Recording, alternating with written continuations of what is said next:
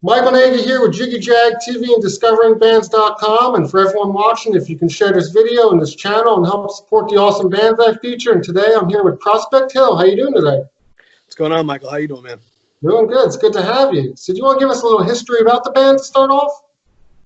Yeah, sure. The band was formed 2005.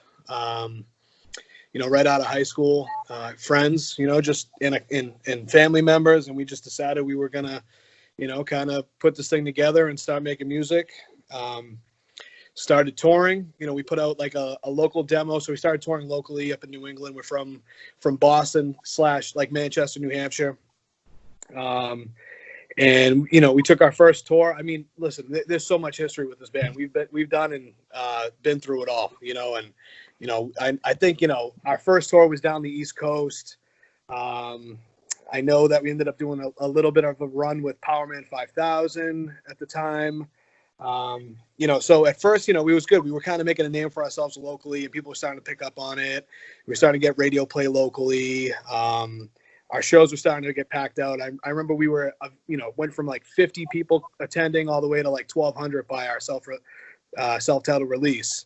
And then, started charting at Billboard, started nationally touring, started in the Midwest, started in the South, Texas, Missoula, Montana, everything in between.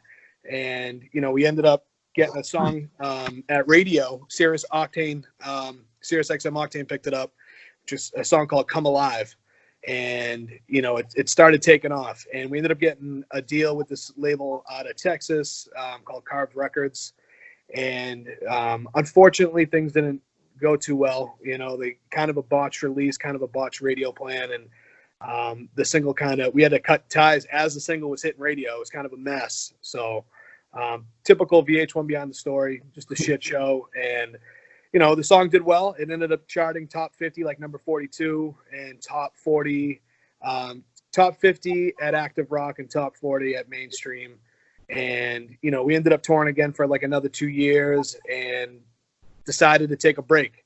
We all had to, kind of like reassess our situation, and we just needed time off. It was like over 10 years of touring, we toured with so many bands, man. I've played with every fucking band in the book, man. Like you name it, Seven Dust, Corn, Taproot, 12 Stones, everybody. I mean, we've, Tesla, even like we've played with everybody, and everybody's got one of those Prospect Hill night stories. We were kind of wild band. We were nuts. We were the guys that everyone wanted to hang out with and party with. But so we took the time off. Everybody kind of got their shit together, and I decided I was going to go home and start a production company. And, I got a partner. We do songwriting and production for tons of bands and artists. And I ended up building a 4,000 square foot studio. We have 4 studio rooms. We got a film set. We got the works. I got a full in-house label now, publishing company, licensing company, marketing, everything. You name it, we do it, So it's kind of good. We kind of step back, but now we're about to, kind of get things moving again. And, but we have the power of my company behind us, and it's, everyone's kind of refreshed and ready to rip.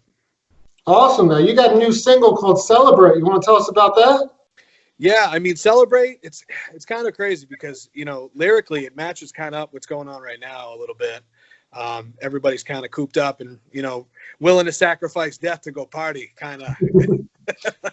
So, we didn't write it with that mindset. We were just, we had the full, a bunch of our writers here and a couple members of the band, and everyone was just hanging out, having some drinks, and we started writing. And this was like, I'd say about a year ago at the studio, and the song just came along, and everyone was like, wow, that's a big hook. And we, it's fun. You could take it different ways. Some people like, oh no, taking drugs and dying. And we're like, we were kind of like taking it as almost like this culture right now, as Americans, like everyone's, it's all really about the bullshit on social media. And, everybody is just showing all this shit, teeth and chains and tattoos on the face and, selfies. And it was kind of just like a reflection of what's going on with the culture, especially with social media, Instagram and all that. And then, it's kind of like, well, celebrate. Everyone's showing themselves partying online and everyone's partying on social media on their stories and getting fucked up and not worrying about it. That was kind of the idea about it. But now with COVID and all this shit that's going on, it kind of like plays into, you know, what's happening right now, which is kind of crazy. Yeah, I bet with everything now going on, you're going to even have more new stuff coming out. Yeah, man. It's just, you know, that even with the lyric video too, you know, we were pulling footage from like past riots and past policing, and just like, we were just like grabbing everything that kind of can explain with what this past like decade has been, you know, and the shit that we're fed on media. Like my biggest thing is like, you know, the media is terrible. Like you know, that's like my whole gamut is like, they just feed us, and they're just pointing witches. Hey, go there. You know, outrage over there, and just pointing it. We're just feeding it, and we're like, you know, we're just cattle off to the slaughter, and it drives me nuts. And you know, so if it's one thing you could take away from it, it's like, you know, fuck the media, really. And that's kind of the vibe I have, and that's kind of the vibe we all stand for. I mean, we support weed, we support the military, and we say fuck you to the media. Yeah, the media can have a negative impact on people. Yeah, it's too bad, man. Just, you know, it's just constant bullshit. And, you know, once you remove yourself, like one of my partners here at the studio, one of the writers on the song with us, Jim Foster, he just deleted his Facebook, and he was like, man, this is the most refreshing thing I've ever done. He's like, I haven't had any, you know, anger or haven't been upset at all. Just, you know, completely just cut himself off. And it was like, you know what? It's so true. Just the shit that we deal with and the stuff we see every day. And it just continues to get worse, you know? Yeah. So now you got the new single. What else are you currently working on? So we got the single out, kind of set us. We had kind of we wrote a bunch of songs that are kind of in that vein with like kind of a 90s vibe, like grungy 90s guitar tones and just kind of, you know, melodies and just tone wise. So you got a couple of those that we got to finish up, kind of put together in kind of this vein. And then we got a whole new set of music that we're kind of working on right now that's got a different vibe from that. So we're a little ahead of ourselves, but we're going to, you know, tighten that stuff up, finish it up. And I'd like to, you know, either get out an EP or a full length, depending on how many songs we get. But the goal is to get that out. I'd like to get it out by the end of the year so that we're ready for, you know, at least a 2021 touring season. It'd be nice to get out there and at least do, you know, 2 to 3 tours next year. Awesome. Now, are you going to do any virtual shows in the meantime? What is it? Are you going to do any virtual shows in the meantime? Yeah, I think so. I mean, the band, we're going to be meeting up next week, and we're going to be putting together kind of a content plan. So we're going to start putting out a bunch of, you know, acoustic versions of our songs, video wise. We're going to start putting out, you know, some covers as well. And we're going to start putting together a virtual show. We might pick one of the venues up in New Hampshire that we play a lot, and do it live there, but also film it and broadcast it nationally to all our fans everywhere. And then, you know, there's also a potential, you know, Prospect Hill TV show that we're going to be putting out on YouTube where, you know, it's kind of stories of the road. We got so many of them. And what we'd like to do is like bring our friends on from other touring bands and, you know, kind of just almost like a podcast, but like a kind of a, you know, like a Tonight Show or something, you know, like with our guys, and bring them on. And, you know, we got so many friends from like the guys from Taproot to 12 Stones to Screaming for Silence, Shallow Side, Another Lost Year, like all these dudes that we've like toured with and partied with. There's so many of them. Even, you know, the guys from Korn, Seven Dust, like all these guys, you know, we've had so many great experiences with them on the road, and it'd be great to get them on and kind of talk about some of those stories, like, you know, Elias from Nonpoint, and, you know, there's so many of them. I can't even and we started going back and forth, and we're like, wow, we've had some great times with so many great bands. Why don't we, you know, build a show and get them on and start telling people some of these stories. So I think that's on the horizon. We're working next week on, you know, figuring that out and how to produce it and put it out. So awesome. Speaking of, do you have maybe a memorable story that you can share with us now from over the years? Yeah, man, I got so many of them. I guess I could tell you one of them. One night we were on tour with a band called Lansdowne, good friends of ours. Actually, the guitar player, songwriter, he's one of my partners, Sean Lichtenstein. He's the one he co-wrote and produced Celebrate with me. And, you know, we were on tour with those guys. We're in Michigan. We were playing up in Battle Creek with our boy Shallow Side.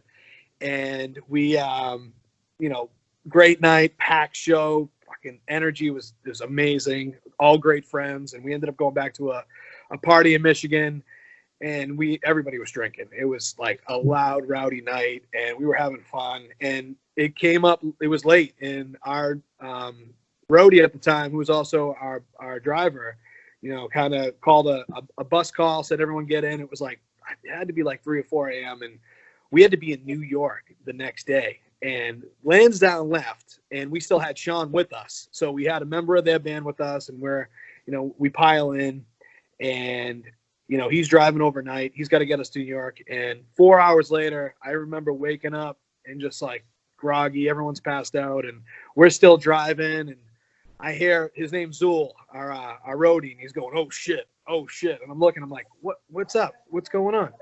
And so we ended up looking, and there was the oh, hold on, guys, I'm on an interview. And so we I look up, and it's, you know, last exit before Canada, and Wow. oh my God, what did he do? Where are we? And he drove 4 hours the wrong direction, and now we were past the point of return, and we were headed to Canada, you know, and there was like no reason why we should be in Canada, especially any of us. And, you know, there was like beer cans in the gully. There was, you know, it was a mess, man. And we were like, shit. I'm trying to wake everybody up going, guys, we're going to be in Canada in about like 2 minutes. Like everyone got to wake up. Like this isn't good, you know? And, you know, we get there, the Mounties open the door, bottle of vodka falls out, empty beer cans. They're pulling us out, going like, we're like, we didn't want to be here. And they're like, well, you're here now, so let's go, you know? So we get out, and everyone's freaking out, and, you know, it was like a total mess. I mean, there was some greenery in the trailer too. So people are like, you know, one of the guys didn't even have his ID for some reason. He lost it earlier in the tour. So it was a complete shit show. And, you know, after hours of like detaining us, they were like, you know what, you guys need to get out of here. We're like, we don't want to be here.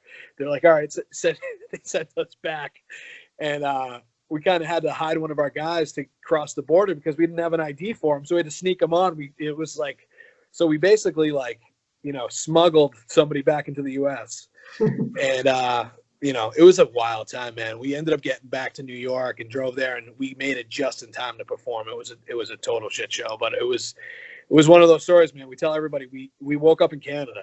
Wow, that's quite the story. Yeah. Awesome. Now, how do people find you online, look you up, find your music on social media? They can find us everywhere. We're on Instagram, Facebook, YouTube, Spotify, Apple Music. You know, just search us, Prospect Hill, or Prospect Hill Music on Facebook. We're there. You know, we're everywhere. SoundCloud, you name it. You just give us a search. Search Google too. We got the knowledge panel there, so it has access to everything there as well. All of our links are right there once you search Prospect Hill Band. So, and for everybody wondering, watching, how many albums do you have? So right now, I mean, if you ask somebody local, they'll tell you we have 3 of them, but we have 2 that are available. But we actually have one that we released back in the day called For the Lovers, the Haters, and the Dead that we might be re-releasing because we put it out years ago. All of our diehard fans know it. They love it. We got people that have like the tattoos of it all, you know, and we pulled it when we signed with the label. And then, you know, we've been getting so many requests like, hey, we're going to put it back up. We want to listen to it on Spotify or Apple Music. So we might put that back up as well. Kind of just give people like some of the old stuff. It's real raw, but you know, what the hell? Who cares, you know? People like that raw, vibe. Now, you've been doing this for a while. How do you think your sound has evolved over time? I mean, it just, you know, it just evolves, man. We just, you know, we always are trying something new, and you know, we start figuring out what's best for everybody as a musician, as Adam as the singer, and we, you know, we've really figured out how to like, you know, give everybody their, you know, their best shot while we're writing, and performance wise, you know, we make sure the key's right for Adam now. We make sure to write so that Edgar's voice is in there. Edgar does the backups. He's also the bass player. You know, we're always trying new things on the production, you know, side of it. Celebrate, you know, we have some really modern production elements in there. Same thing with Get Out that we put out, you know, right before that. So we're always just trying to like outdo ourselves and trying to, really make sure, sonically it's up to par and can compete. But also too, like writing wise, we always want to make sure there's big hooks, big sing-alongs. That's our thing, At the end of the day, we just want to make people sing and get people amped up and motivated. Yeah. Awesome. Well, it was good having you and talking with you, and everyone look them up. Thanks, Michael. I appreciate it, man. Thanks for having us.